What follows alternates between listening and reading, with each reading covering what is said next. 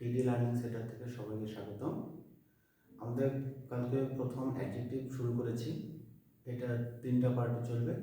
আজকে আমরা দ্বিতীয় পার্টে শুরু করব, ক্লাসিফিকেশন অফ অ্যাডজেক্টিভ। তবে সবগুলো না, মোটামুটি 4টা যে অ্যাডজেক্টিভ দেখানো হয়েছে তার মধ্যে 2 বা 3টে নিয়ে আলোচনা করব। এরপর চেষ্টা করব আগামী ক্লাসে সেটা শেষ করে দেওয়ার জন্য। ঠিক আছে, প্রথম পার্ট দিয়েছে, আজকে আমরা শুরু করছি অ্যাডজেক্টিভের দ্বিতীয় পার্ট।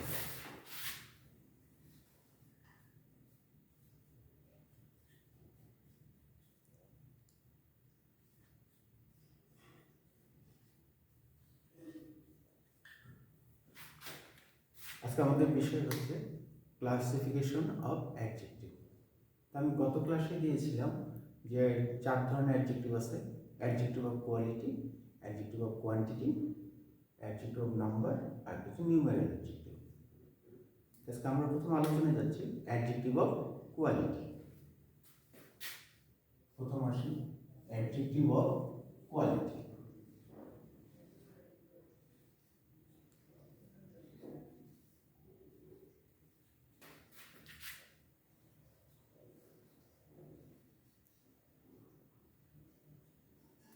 এটির আরেকটা নাম রয়েছে, সেটাকে আমরা বলতে পারি ডেসক্রিপটিভ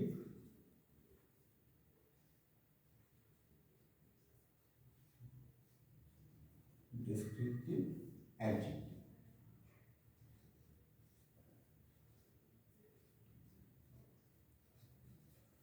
তাহলে আমরা দুটো থেকে কোনো একটা নাম বলতে পারি। তাহলে আমরা সহজে বুঝতে পারছি যে অ্যাডজেক্টিভ অফ কোয়ালিটি বলতে আমরা কি কি বুঝবো। এক হচ্ছে দোষ, গুণ, অবস্থা।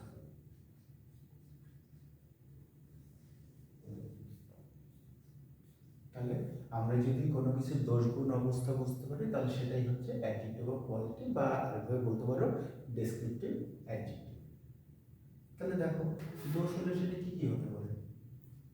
ব্যাড, আগলি, ক্রুয়েল,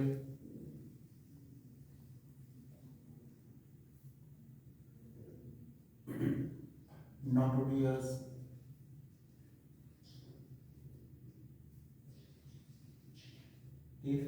এই ধরনের যে শব্দগুলো আছে সেগুলো হচ্ছে সব অ্যাডজেক্টিভ অফ কোয়ালিটির মধ্যে, এগুলো হচ্ছে দোষ। আচ্ছা, গুণ তুমি কি বলতে পারো? গুড,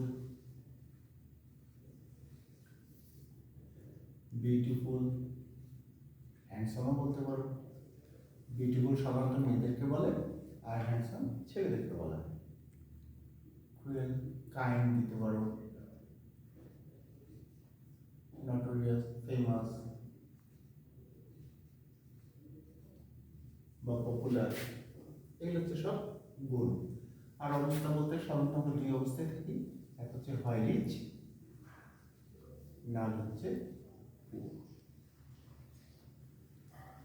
ঠিক আছে, এগুলো হচ্ছে সব অ্যাডজেক্টিভ। এটা হচ্ছে অ্যাডজেক্টিভ অফ কোয়ালিটি। এছাড়া হয় উইক, হয় স্ট্রং, হয়। ঠিক আছে, এগুলো হচ্ছে সব অ্যাডজেক্টিভ অফ কোয়ালিটি। তাহলে অ্যাডজেক্টিভ অফ কোয়ালিটি হচ্ছে দোষ, গুণ, অবস্থা। মনে থাকবে? যেমন আমি উদাহরণ দিই,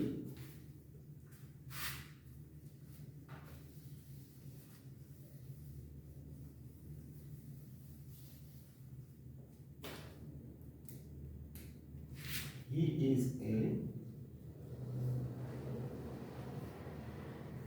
rich man. এখানে রিচ এটা হয়ে যাবে অ্যাডজেক্টিভ অফ কোয়ালিটি বা ডেসক্রিপটিভ অ্যাডজেক্টিভ। কিন্তু এখানে একটা মজার ব্যাপার হচ্ছে কি, অ্যাডজেক্টিভ অফ কোয়ালিটি কিন্তু কমন নাউনও হয়, তবে শর্ত হচ্ছে এগুলোর পিছনে কোনো নাউন থাকবে না। যেমন আমরা লিখতে পারি যে দ্য রিচ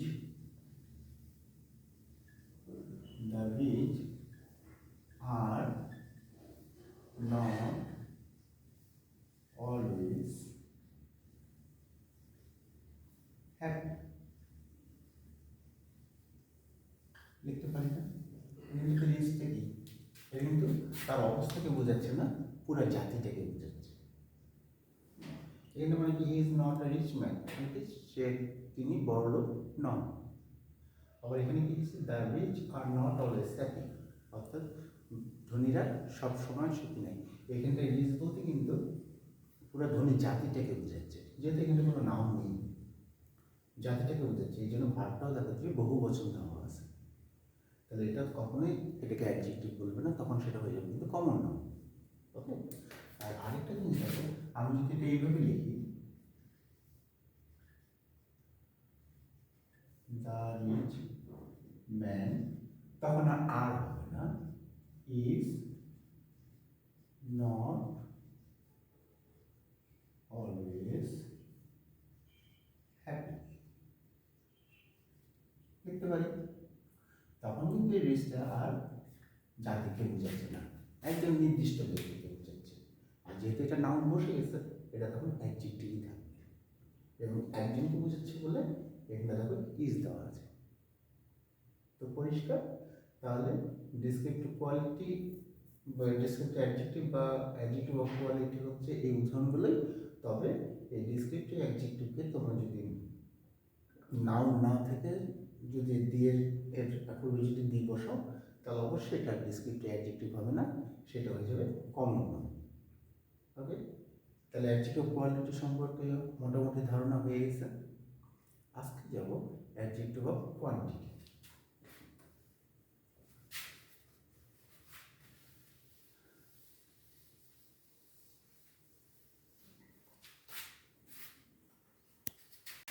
এবার আমরা 2 নম্বর শুরু করছি, সেটা হচ্ছে adjective of quantity.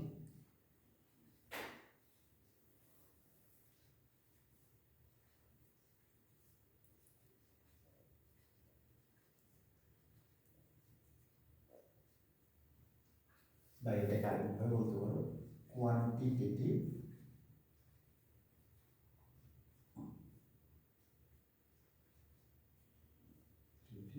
Adjective.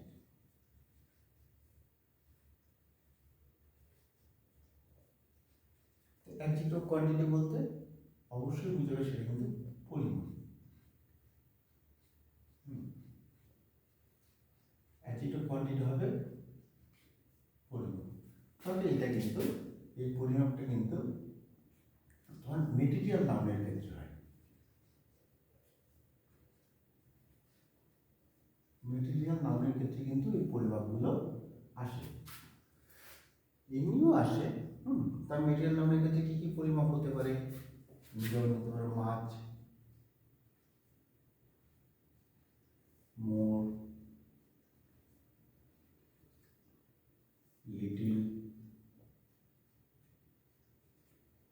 Few, সান, ঠিক আছে, এই ধরনের শব্দগুলো আছে না, এই ধরনের শব্দগুলো হবে অ্যাডজেক্টিভ অফ কোয়ান্টিটি। তা অ্যাকচুয়ালি কোয়ান্টিটির মধ্যে আবার দুটো ভাগ থাকে। একটা হচ্ছে ডেফিনিট,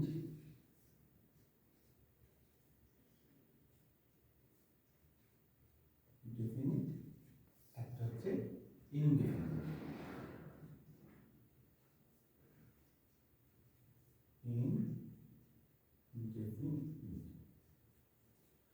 তো বুঝতেই পারছো, ডেফিনিট হচ্ছে নির্দিষ্ট আর ইনডেফিনিট হচ্ছে অনির্দিষ্ট।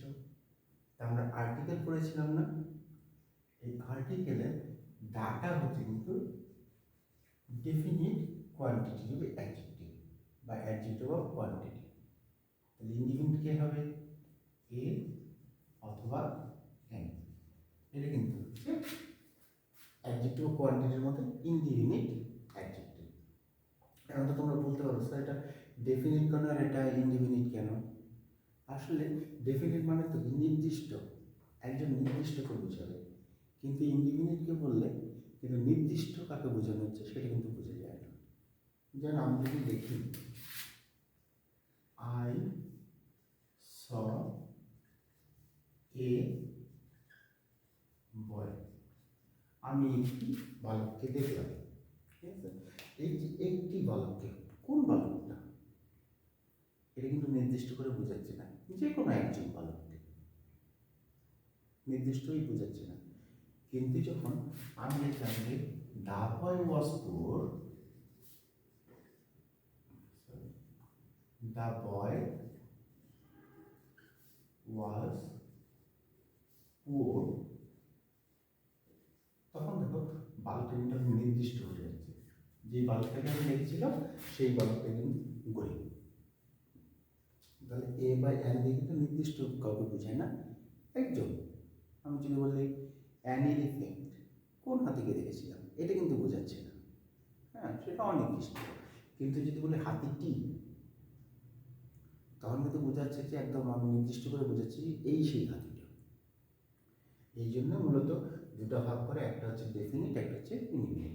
আর ইনডিফিনিট হচ্ছে এ অথবা অ্যান দিয়েই প্রকাশ করে, আর ডেফিনিটটা হচ্ছে দা দিয়ে। এবং এটা কিন্তু অ্যাডজেক্টিভ ও কোয়ান্টিটির মধ্যে। যদিও আমরা এটা নর্মালি এটা জানি যে এটা অ্যাডজেক্টিভ, তখন আবার অ্যাডভার্বের রূপও নেয়। যদিও জানি এটা অ্যাডজেক্টিভ, কিন্তু দেখতে হবে যে এটা অ্যাডজেক্টিভ ও কোয়ান্টিটির মধ্যে পড়ে গেছে।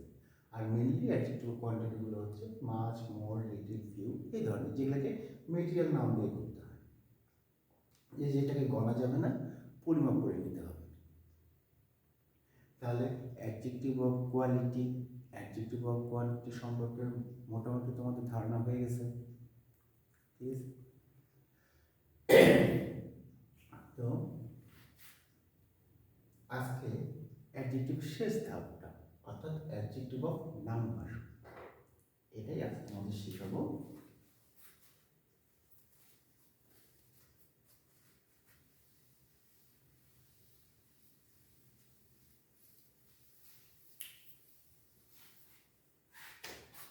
শুরু করছি অ্যাডজেক্টিভ অফ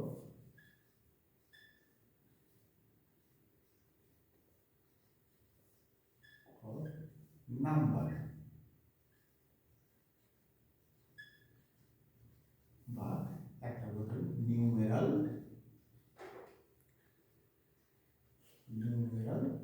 অ্যাডজেক্টিভ।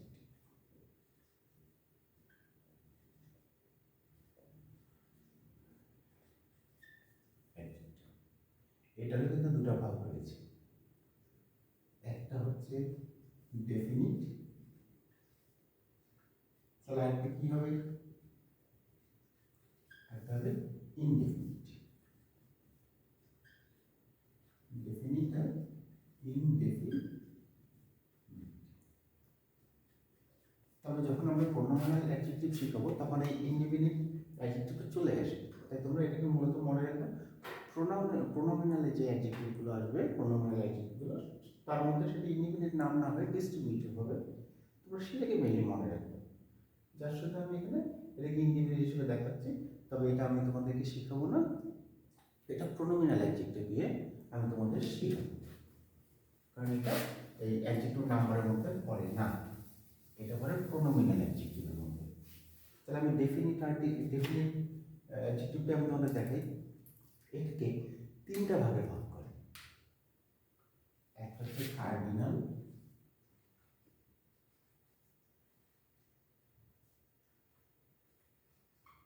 একটা হচ্ছে অর্ডিনাল,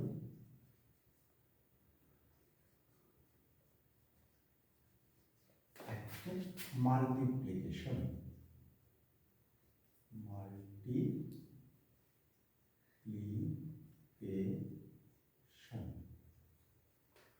কার্ডিনাল বলতে গণনা,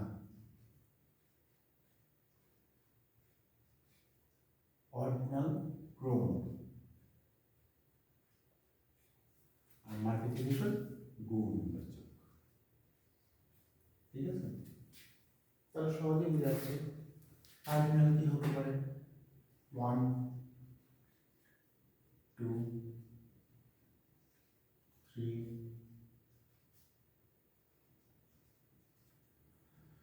ক্রমতে সেটা কি হয়ে যাবে, 1 হয়ে যাবে ফার্স্ট, 2 হয়ে যাবে সেকেন্ড,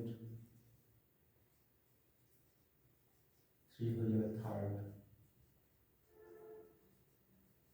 ঠিক আছে, এরপর 4 হয়ে যাবে ফোর্থ, 5 হয়ে যাবে ফিফথ, আর মাল্টিপ্লিকেশনে ওয়ানটাই হয়ে যাবে কি সিঙ্গেল, এখন গুণ, এক গুণ সিঙ্গেল, তারপর হচ্ছে ডাবল, এটাকে তোমরা আরেকভাবে বলতে পারো টু ফোল্ড।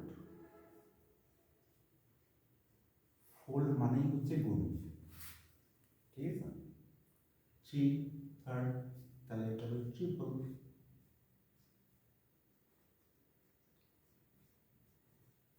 বা লিখতে পারো ট্রিপল,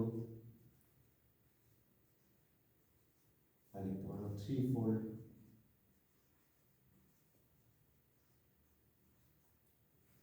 ঠিক আছে, এরকম যদি ফোর থাকে অর্ডিনালে হয়ে যাবে ফোর্থ, মাল্টিপ্লিকেশন হয়ে যাবে ফোর ফোল্ড।